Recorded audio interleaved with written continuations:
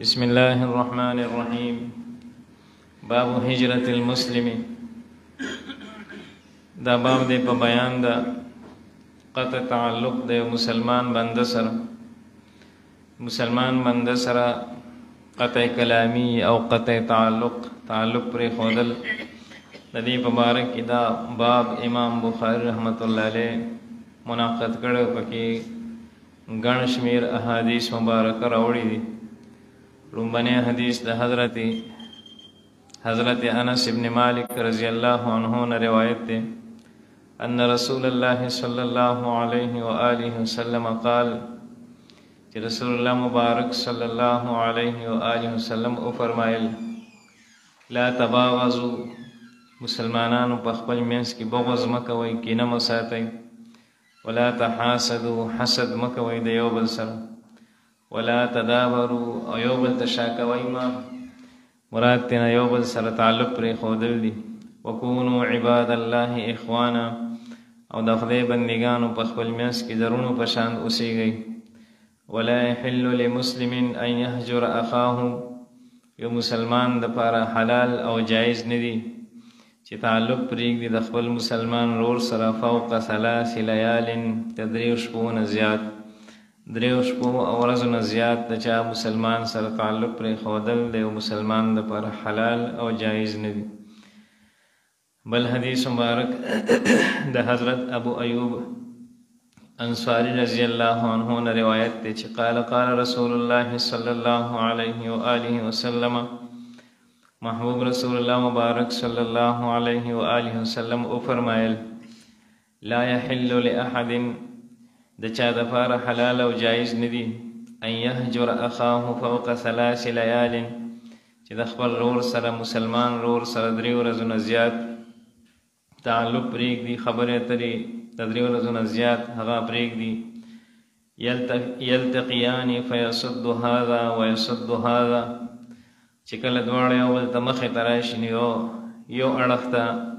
مخ واړئ، بل اړخ ته مخ واړئ. مفهوم د دې الفاظو دا دی، لفظی ترجمه دا نه ده. وخیرهما، او په دې دواړو کې بهتر هغه دی الذي يبدأ بالسلام، په دې دواړو کې بهترین هغه دی، ښه انسان هغه دی چې هغه ابتدا په سلام سره وکړي. څوک چې د چا نه اړه خپوي او سلام باندې ابتدا وکړي نو دا په دواړو کې بهتر انسان دغه انسان دی. دغه رنګې بل حدیث مبارک دی حضرت انس ابن مالک، عمد انس ابن مالک د حضرت انس ابن مالک رضی اللہ عنہ تر دی، او دې روایت ذکر کوي چې انه سمع رسول الله صلی الله علیه وآلہ وسلم، چې د محبوب رسول الله مبارک صلی الله علیه وآلہ وسلم نو اوریدل قال لا يحل لمسلم، نبی علیہ الصلوۃ والسلام او فرمایي چې حلال او جایز نه دي د مسلمان دپاره ان یصارم مسلما فوق 3، چې د مسلمان سره قطع کلامی وکړي، خبرې اترې پرېږدي د 3 ورځو نه سیوا. فانهما ناکبان عن الحق، دې دواړو د حق نه مخ اړولی دی. دغه دواړه کسان چې په خپله کې خبرې اترې نه کوي دی د حق نه مخ اړولی دی. ما دام علی صرامهما، تر څو چې په خپل منځ کې خبرې اترې نه کوي نو دی د حق نه مخ اړولی دی. وان اولهما فیئا، په دواړو کې چې کوم یو اول خبرې شروع کی مفهوم دا دی، په دواړو کې چې اول کوم کس رجوع وکړه د خپل هغه بدۍ نه او د خپل هغه ورانې نه او خبرې اترې شروع کی نو یکونو کفارة عنه سبقه بالفیء، د ده دا مخکېوالی دا به د ده دپاره د ده د ګناهونو کفاره وګرځېږي، خدای به پرې د ده ګناهونه معاف کړي. وان مات علی صرامهما، او که دواړه دې حالت کې مړه شول د مسلمانان چې د یو بل سره تعلق ختم دی، خبرې اترې بندې دي، په دې حالت کې مړه شول، نبی علیہ الصلوۃ والسلام فرمایي لم يدخلا الجنة جميعا ابدا، دا دواړه به جنت ته نه ځي. الله دې موږ تاسو وساتي د دې خبرې نه، داسې حشر نه مو دې الله وساتي. مسلمانان خو نن په خپل منځ کې ډېر خلک داسې چې په خپل منځ کې خبرې اترې نه کوي، او نو داسې نه ده پکار. سلام کلام پکار دی که زړه د چا سره غپ شپ نه غواړي نو کم از کم مسنون سلام هغه پکار دی او سلام کلام پرې ښودل ضروري خبره پرې ښودل او سلام پرې ښودل دا نه دي پکار دا نه دي ترک کول پکار او بیا نبي علیه السلام فرمایي چې وان سلم علیه او که چېرې یو کس په دې بل باندې سلام واچولو فابا ان يقبل تسلیمه وسلامه او د دویم انکار وکړو چې قبول کړي د سلام د دویم د سلام وانخیستو نو رد علیه الملک نو دته د سلام جواب فرشته ورکوي او ورد علی الاخر الشیطان او چا چې د سلام جواب نه انکار وکړو نو په هغه باندې شیطان چې کوم دی نو هغه مطلب دا دی چې شیطان په لعنت وي مفهوم د الفاظو دا دی چې هغه انسان ملګری شیطان دی او چا چې سلام وکړو او بل جواب ورنکړو نو دته فرشته جواب ورکوي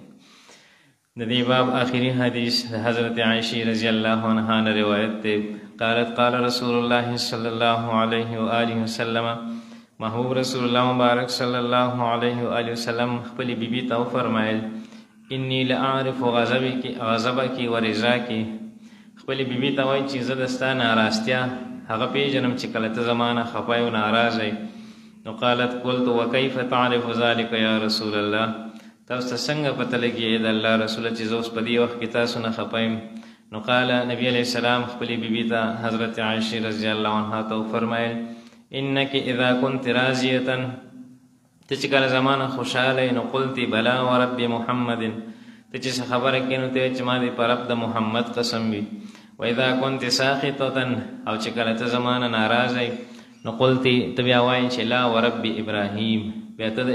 چې ما دې پر رب د ابراهیم علیه السلام قسم بیا د نبی علیه السلام نوم یعنی محمد نوم بیا ته نه اخلي نو قالت مؤمنانو مور بی بی عائشہ رضی الله عنها جواب ورکړه فرمایي چې قلت اجل ما چې او عمدغه سیدا لست اهاجر الا اسمك لیکن زه نه پرېږدم د ستا سره یعنی مطلب دا دی چې د ستا سره زما د زړه هغه تعلق قایم وي صرف د ستا د نوم نه زه چې کوم دی نو هغه د ستا نوم په خوله باندې نه اخلم او د زړه محبت او د زړه تعلق هغه مې د ستا سره قایم دی دا خو نبی علیه السلام بیبي وه او د ښځې او د خاوند د دواړو جهانو سردار سره د ښځو چې کوم دی نو کله کله داسې صورتحال راغلی چې نبی علیه السلام د بیبیانو نه خفه شوی دی کله داسې چې بیبي د نبی علیه السلام نه خفه شوي او چې ما د زړه محبت او تعلق او احترام هغه په خپل ځای باندې قایم دی زه صرف د ستا د نوم نه چې کوم دی نو هغه جدایي اختیار کوم او نور د زړه تعلق مې د ستا سره قایم دی نو مطلب دا دی چې خاوند او ښځې دا تعلق هم داسې دی چې دا خو ابدي تعلق دی او دا د دنیا او د آخرت تعلق دی نو په خپل منځ کې یو بل سره ګزاره پکار ده او یو بل برداشت کول پکار دی او په دې ښکلي اخلاقو د نبي علیه الصلاة والسلام باندې عمل پکار دی او مسلمانان په خپل منځ کې بالکل قطعا د چا سره تعلق پرېښودل او سلام کلام پرېښودل هغه نه دي پکار که چېرې یو کس د چا سره سلام کلام پرېښودو نو ته به ډېر مونځ اودس کوې لیکن حدیث مبارک کې راځي چې دغه انسان به جنت ته نه ځي الله دې موږ تاسو ته داسې حشر نه وساتي الله یې ټول ته په خپل منځ کې ښه تعلقات او ښه اتفاق او اتحاد نصیب کړي سبحان ربک رب العزة عما یصفون والسلام علی المرسلین الحمد لله رب العالمین والصلاة والسلام علی اشرف الانبیاء محمد و آله و اصحابه اجمعین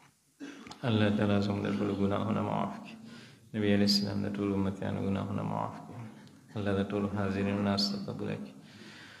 الله تعالی خپل رضا د نبی علیه السلام کامل اتباع نصیب کړي ټولو پریشان حال پریشانۍ ختمې کړي بیمارانو ټول ته شفای کامله نصیب کړي الله ټول مسلمانان په خپل منځ کې اختلافات او تنازعات ختم کړي اتفاق او اتحاد د ټولو نصیب کړي مشران کشران مسمر وفات دی الله د ټولو بخښنه وفرمایي زموږ د ټولو په ایمان خاتمه نصیب